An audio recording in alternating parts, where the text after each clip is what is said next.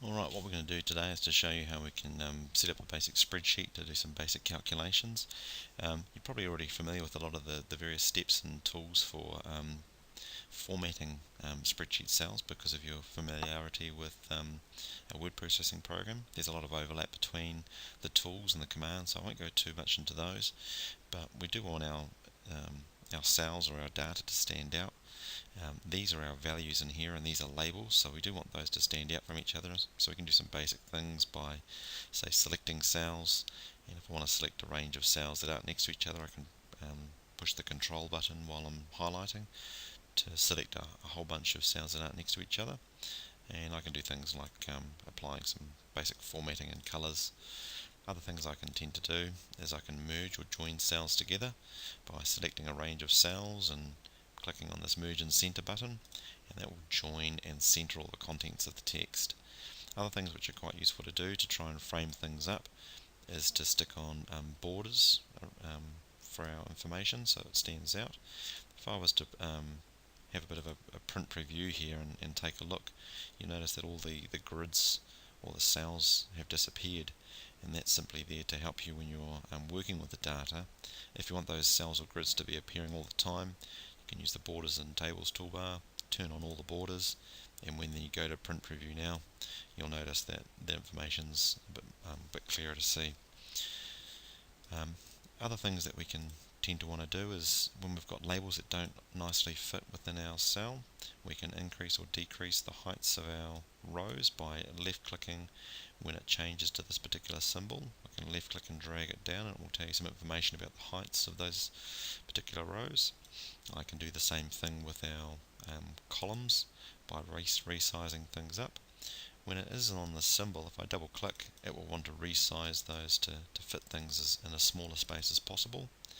And you can see that some of my labels are a bit different in terms of sizing, so things that I can do here is I can highlight this first row, and I can right click and come down to the Format Cells option, and this brings up a number of different options for telling the program what type of data we're dealing with, whether it's text or numbers or currency, to have dollar symbols and the level of decimal places or precision that we'd like, whether we're dealing with dates or so on, and percentages. But in this case we're dealing with just regular old text, which we can say is either general or using this option text. Other options that we have within the tabs is the alignment tab, and this allows us to do things like merging or joining cells together like I showed you before, or using the wrap text option. Merging cells option.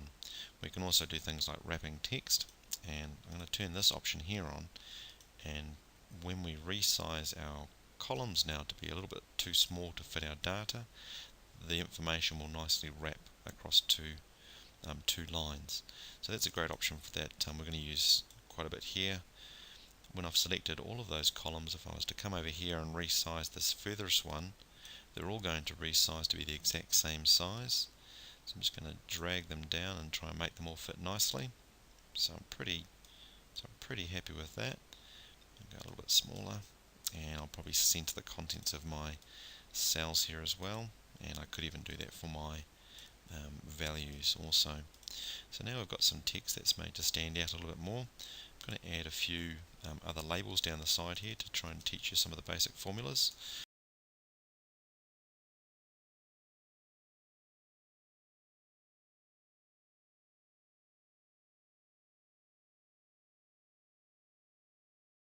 So one of the most common ones that we'd use would be a total formula, which is going to add up all our common test and examination marks. We often want to find our maximum result and probably our minimum result within our range of cells, and we can do things like work out averages and medians and things like that too. So I'm going to add those on just to show you some of the basic formulas that we might like to deal with. Another one called the count, where we're going to count the number of entries within a given range, and it's at this point we're going to start working with formulas. So with formulas we're going to look at applying a formula in this situation here, and we always do that by either typing directly up into the formula bar or within our cell directly, and we start every formula with an equal sign, and this tells the program to expect to do a calculation. Now, we can go about clicking on the individual cells and do them one at a time. That's one option. We could plug in the numbers. Okay. However, the problem with using numbers is that as soon as we've got a number that changes up in our top list, because these are hard-coded numbers and not actually pointing to the cells, that means our answer would be wrong once we update these. So whenever possible, we always want to use the cell references to go about adding things. So you can see that we've got the little dotted lines indicating the cell's been selected. I'm going to push the plus key on my keyboard and I can select a range of different cells. You can see they're all nicely color coding these up, and if I push on the enter button now, it will total all of those cells up. And you can see the cells that have been selected and they're all color coded. That's one method. Another method that we can use is where we would add a range of cells together. A range is basically a bunch of cells, and a great example of how we do this is with the sum function. A function or a formula, often used interchangeably, although words are used the same, but a function basically has some stuff in a bracket, and a function is a predetermined set of instructions that the program knows what to deal with. So over here, when we did our addition, those weren't a function because it was simply just using the plus symbol or plus operator to add numbers.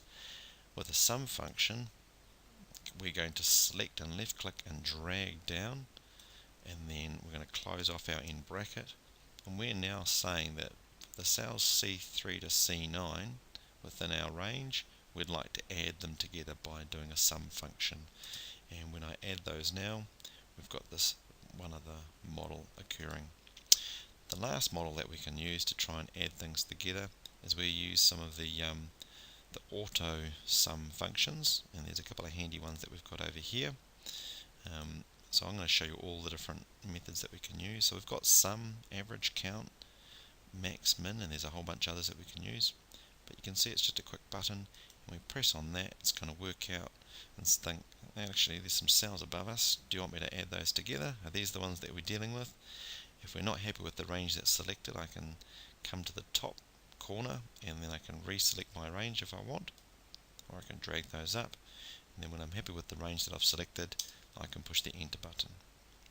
And then I'm going to do the last method over here, and I'm going to do an equals sum function once more and select those and fill those across. Now, I've used a couple of different methods for filling those out, but in actual fact I'm going to delete the contents of my cells, and I'm going to do that by pushing the delete key rather than the backspace key. If I push the backspace key once I've got my cell selected, it will only delete the first instance of the range. So what I'm going to do instead is highlight and push the del key or delete key to get rid of my range. What I'm going to do here is actually change this to probably the most efficient formula possible, which is the sum formula. Highlight those, and now that I've got this formula, I can use a really handy feature of a spreadsheet program called the fill handle. And you'll notice that when I've got my mouse clicking in each of the cells, it's got a big plus symbol going on. When I come to the bottom right hand corner, that changes to a small plus symbol. That means I'm basically going to be filling across that formula across my cells. You can see how it's selected now and showing that it's going to go across all of those particular cells. I'm going to release the mouse now, and those formulas are smart enough to know that when I move or drag that formula across here, I'm no longer dealing with the B3 to B9 range, I'm now dealing with the C3 to C9 range. So it's a pretty smart formula, and it's basically dragging things across using things called relative cell addresses. Okay, so that's the first formula that we want to do. The next formula that we've got here is working out the maximum number within our range.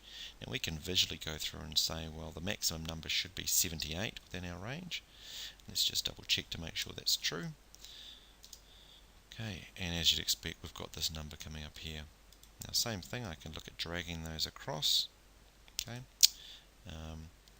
and the opposite of the maximum formula is the minimum formula, and equals min, and this will find the lowest number within our range. An average formula, really handy. It's going to first of all add all the numbers together and then divide it by the number of entries within our range. So we could do that with the equals sum formula and then say equals sum divided by 1, 2, 3, 4, 5, 6, 7. But this average formula is smart enough to know to do that by itself. So equals average, then the range, and it will calculate this average for us. If you know anything about averages, we probably know that it's got a few other decimal points in there which we could look at adding. In this case, it's exactly 38, so if we want to get rid of those, we probably can. The median, to give you a little bit of a rundown, the median is often used interchangeably with the average, but they are different. What a median does is we'll rank those in ascending order or descending order. So the highest is at the top, lowest is down the bottom, and then it picks the middle number. So if I was to select this median, you can see the median is actually different from the average. Sometimes when we have a range of numbers, we want to work out how many numbers within this range, and we can work that out manually by clicking on the cells and saying 1, 2, 3, 4, 5, 6, 7. But again, if we've got a massive number within our range of cells, this formula can be really helpful, called the equals count formula, to return how many cells within a given range. Now this will only work out the number of entries. So for instance, if I've got a blank here, that doesn't take that into account. If I have a letter here, it doesn't take that into account. It only takes into account the fact that we have a number in there. Now you'll notice that when I change these answers here up the top, all of my formulas, because I've used cell references rather than actual hard-coded numbers within my formulas, it's simply picking these up and updating these formulas automatically. And this is the beauty of a spreadsheet as opposed to using, say, bookworks and calculators to do things. So the power of that means that a simple change here gets automatically updated and reflected through the running of our other formulas. Now you can see I've got a whole other bunch of formulas that I'd like to update. I've already shown you how we can use the fill handle to do one cell at a time, but what we're going to do here is take all of those formulas, which are quite different, select the fill handle, drag those formulas across, and all of those formulas will come across nicely. Okay, so we're up to now working with percentages. Percentages can be a little bit confusing for students, and this is where we're going to introduce a concept called fixed cell or absolute cell addresses. So to do a percentage, we need to know what is our mark here out of 60. So we need to have really a number of 60 somewhere within our document, so that we don't basically plug in this number divided by 60, because as I've mentioned in the past, if our test was to suddenly change out of a different number, this answer would now be incorrect. So what I'm going to do here is I'm going to basically come down here and say that my mark is out of 60. I could plug it somewhere over here, and I'm going to simply say that my mark is out of 60. Okay, so I want to know what is 45 as a percentage of 60. So to do that, I'm going to click the equals button, and we're going to do division. So the division symbol or divided by symbol is the /. There is no division symbol nicely laid out like you're used to, like on your calculator or in math textbooks. So it's the /. And then we simply come up here and say that it's the mark out of 60. There's no need to do any multiplying by 100. We can use the program to do this for us. And we're going to click on enter. Now 0.75 of course is the same as 75%. So we can now decide to come in here and format our cells and say that we want our cells to be showing as a percentage with a certain level of precision. Click on OK. Or we can come up here and we can select the different options for selecting percentage style. Okay, and again we could add or remove the number of decimal points that we want. Now, of course I showed you before how we could use the fill handle. What we're wanting to do now is to left click and drag those down, but there will be a problem. And the problem is because we're referring to this cell over here, and every time we move down one here, it is also moving this cell down one. So for instance, we're wanting E4 to be divided by this cell, but in actual fact, because it's dropped down one, it's thinking I need to drop down here. So we need a way around that. You'll notice that we've got these little green arrows or triangles at the corner of my cell, and we've got this little exclamation point popping up. So it's saying there's a problem, and it's trying to give you some help with that. I'm going to help you for this, and across the top here we're going to fix this cell so these ones will move when we fill our formula down, but this one will remain fixed. And the way we do this is either by pushing the F4 key on our keyboard. We can cycle through these different options, or we can come up the top here and manually plug these in. And what we're after are these dollar symbols. The dollar symbols fix the column and it fixes the row to be a specific cell. So if I want to be able to fill my formula across or down, and I only want it to refer back to column I, but the row can change, I can use this option. In this case, what I want to be able to do is fix both the row and the column so that this cell will never move. Okay, and now when I refill that formula down, because I've set the initial formatting to show us percentage, fill this down, percentages are now coming through. So you can see here we've got an impossible score. We've got 67 out of 60, so that's not quite right. We've got a 60. We've realised that we've made a bit of a mistake. The test is actually going to be out of 90. So over here we simply update our answer, 90, and you can see now everything gets nicely updated. We could decide to look at filling our formulas across here to work out what our highest and lowest marks are, and average and median marks. So we've got a bit of an understanding of what's going on, and again I could format those to show things a little bit easier coming through.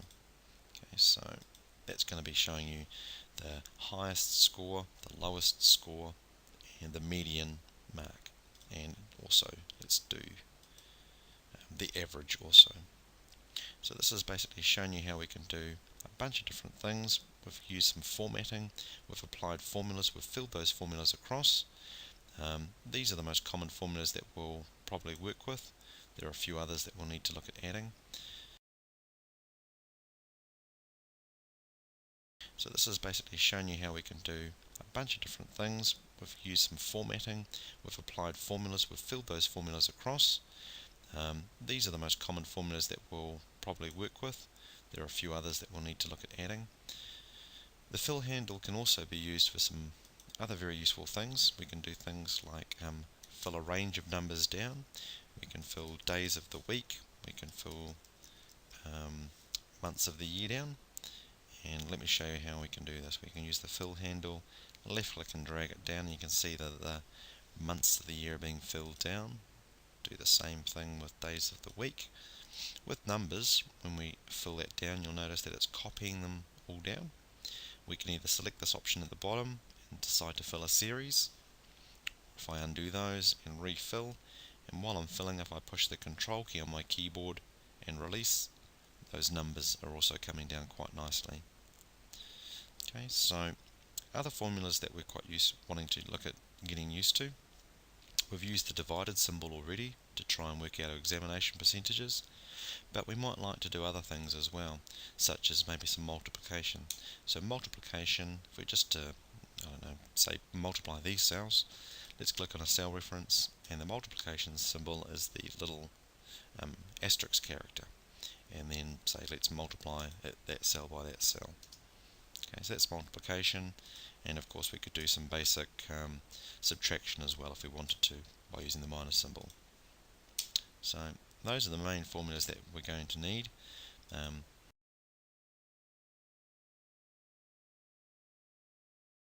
The final formula that we're wanting to try and teach you will be the equals if formula. And if formula uses a logical test to return something that is either true or false. An example of this would be if you are 16 years of age, you can be eligible for your license. If you're not 16 years of age, the value that is returned if it's not true would be not eligible for your license. So we can either decide to return a string, which is some writing, or we can return a calculation or some numbers in either of these two options. So let's now show you whether a student has done well or not within an exam. So let's put this let's put a label.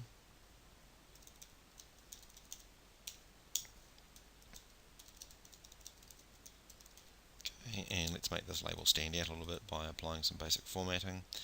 If I'd like to try and apply the same formatting as I've got up here, which has got the text wrapping and some shading, I'm going to come up here and click the Format Painter tool, and that's a very handy tool for making it all look the same as what we've got across the top. And of course I'd probably want to do some additional formatting up here to turn on all my borders so things look the same. So what we're wanting to say here is whether the student did good or not in their exam. In actual fact we'd probably do it more over here, so for each student we could work things out. So let's maybe give ourselves a little bit more room. I'm going to insert some cells or some columns here. I want all of the stuff here to move away.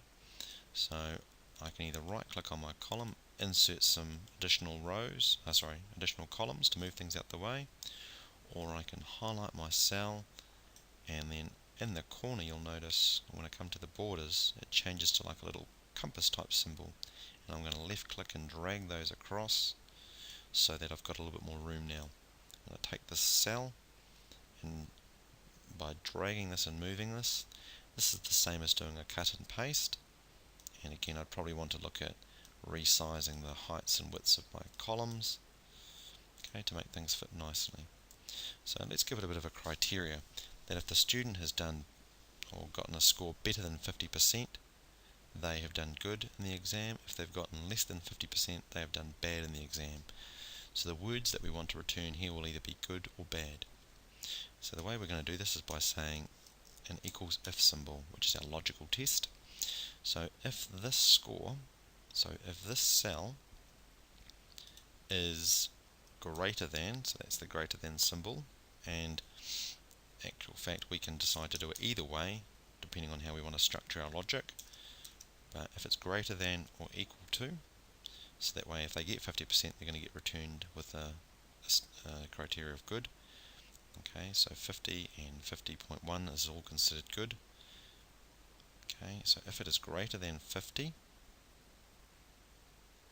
okay, and then we're pretty much finished our logical test now. So if that condition is true, we want to have something returned. Now because we're going to return a string or a bunch of letters, we place that within quotation marks. So I'm going to say here we've done good. Okay, so that is the value that will be returned as true if this condition is met. I'm going to push the comma symbol, and you can see the little tooltip comes up saying we're now moved on to the value of false. So if we haven't gotten more than 50%, it's going to say that we've done bad. And then we're going to close out of our formula, making sure that I've used these in the right way. So at the moment I haven't quite got enough quotation marks around things, so it will return as an error. In this case we've now filled in all the different parameters that we need. Click on enter and you can see it's now returning bad. I can fill those formulas down and we can work out whether students have done good or bad within our test. So something's not quite right here. What's actually happening is it's saying 50. Now of course this is not 50, this is 50%, and there's a difference. We are dealing, if I'm wanting to deal with 50%, let's try and see if we can put a percentage symbol in. 50% of course should be 0.5 or with the percentage symbol after it. If I was to change those back and just undo my changes, and if I'm wanting to put this in as a decimal number, okay, 0.50 is the same as 50%. So either of those methods would be fine. I quite like doing 50% because it keeps things clear in my head. I'm going to fill this in now, and I'm going to fill those formulas down. And it's always a good and really important that you do some visual checks. So at the moment I'm expecting this to be good, so above 60. This person could be considered bad because we've gotten under 50. Here's another one that's bad, and everything else is considered good. Okay, so that's one thing we could do with a logical test with an if formula. Another thing that we could do is we could do a calculation. So if the person has gotten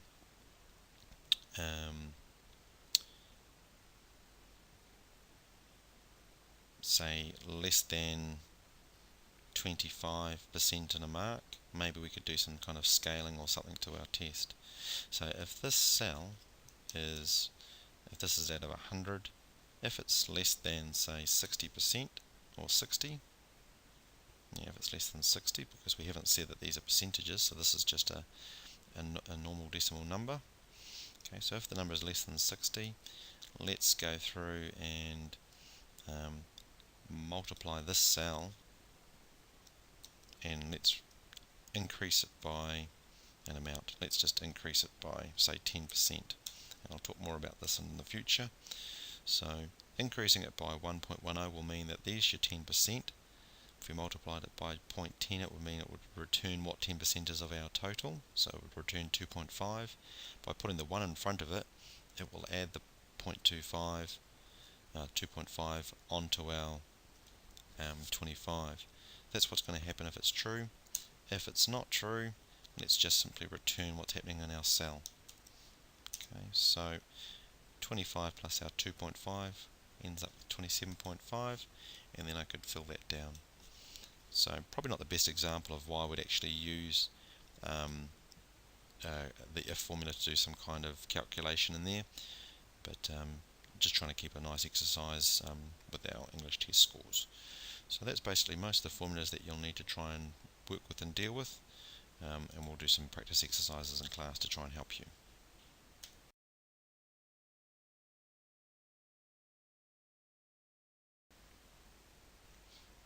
Alright, now some of the other things that we might like to do with our cells or information that we've got is we might want to look at sorting our information so that the highest exam person is at the top of the list and the lowest is at the bottom. And now you've done a bit of work with this already with word processing probably, so to run through this relatively quickly, we can highlight all the cells that we want to be affected by this change. We're wanting to leave these as they are, we don't want those jumbled up in our mix. And then on the Home tab, or there's actually a few different places that we can do a sort, we can select the sort and filter option, and we can decide to sort it A to Z, but we need to actually provide a little bit more information so it knows which cells to sort it by. So by bringing up the custom sort dialog box, we can decide to sort by one of our columns, and we need to say whether it's got headers or not. Now, if we've said that the data's got headers, which it does, I had selected this cell, this row initially, and that means that this will not be jumbled up in our cells being mixed around. If I say that it doesn't have headers, these common test ones will also be jumbled up as well, so I don't really want to do that. What I do want to have happen, however, is to have Jim and Sally and Tony all be moved around depending on their percentage score in the exam.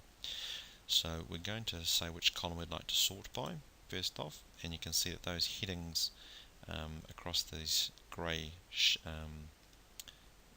cells are coming up here. So we're after the %, and we can decide to sort on different things, values or cell color. And if this was text, we could be sorting on the text so that we could sort the names alphabetically if we'd like. But in this case we are sorting by values, and we can either sort in a descending or ascending order. Descending is going from largest to smallest, ascending is going from smallest to largest. So in this case, let's put largest to smallest, so we have the top exam score in this first row, and everything else filtering down from there.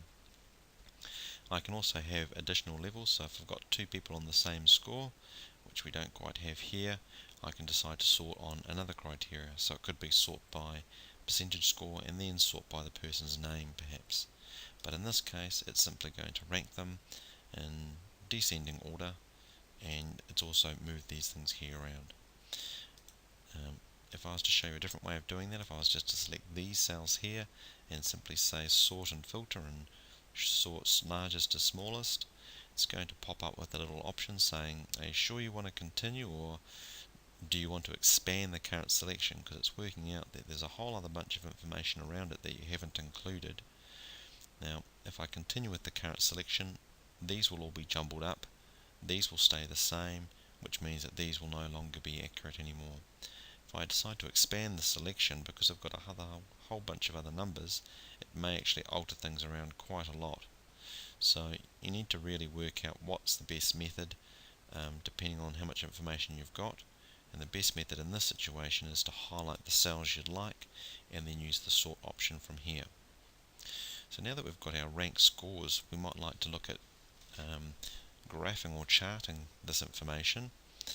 Now we can easily highlight and the cells that we'd like to graph together, and we can elect to insert a graph. Now there's a whole bunch of pre-made graphs or charts that we could look in using.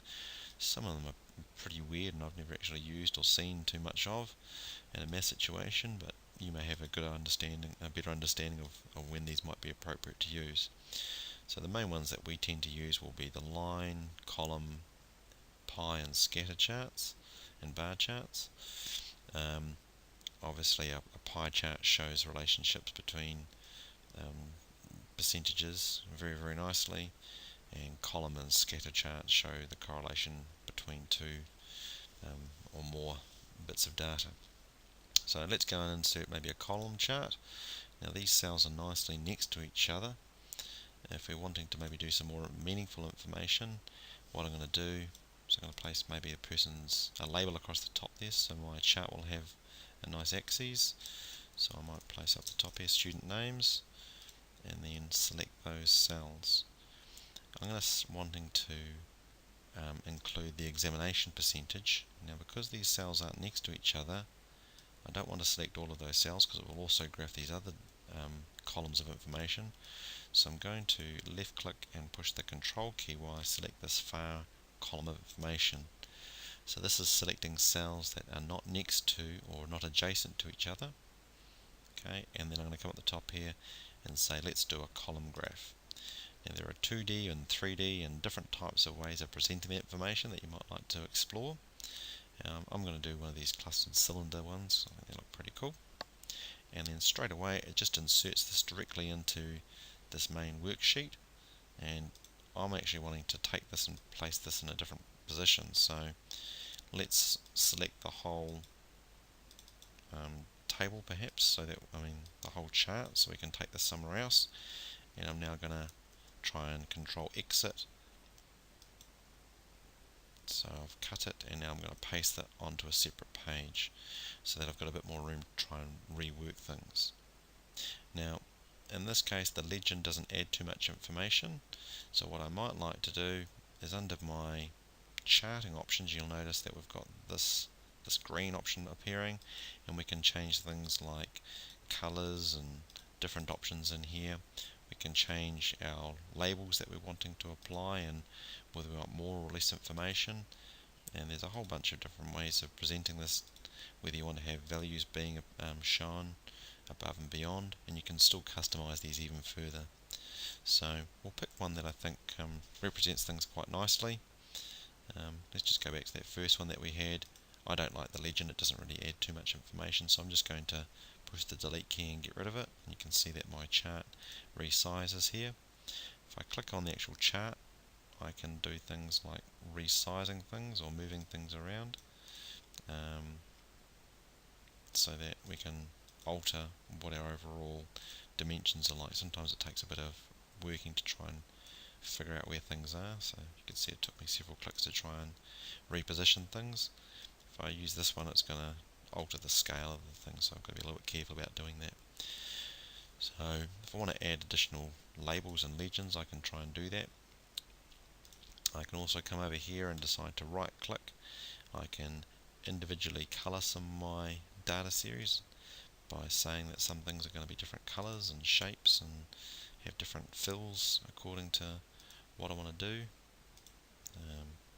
So lots of ways of customizing your particular graphs, which you should definitely look at exploring.